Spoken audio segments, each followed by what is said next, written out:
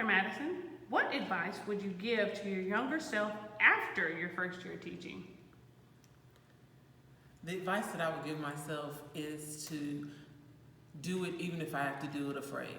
Because a lot of times you come into, and most of us, if we come up against something that scares us, we generally stop and say, oh, I'll just not do that and move on.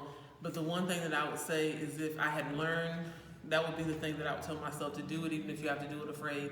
Because most of the time when you do things, the thing that scares you the most gives you the most life growth. I'll give you an example of something that took place, and I still laugh about it.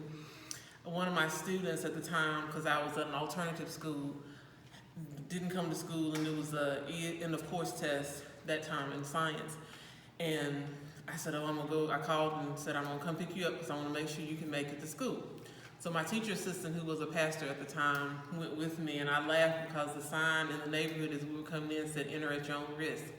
And my my teacher assistant, as I said, who was a pastor, said, what have you gotten me into? And as we were driving through, everybody in the neighborhood was coming out of their houses, lined up against the street, and he was like, I'm afraid to get out. I was like, well, I said, we've gotten here, we're gonna try to do it. And literally it turned out to be one of the best life experiences, because when we went in, the parents were very happy to see us, and it was just a wonderful experience, because then I was able to take him to school. He passed his EOC, he passed the 10th grade, and went on.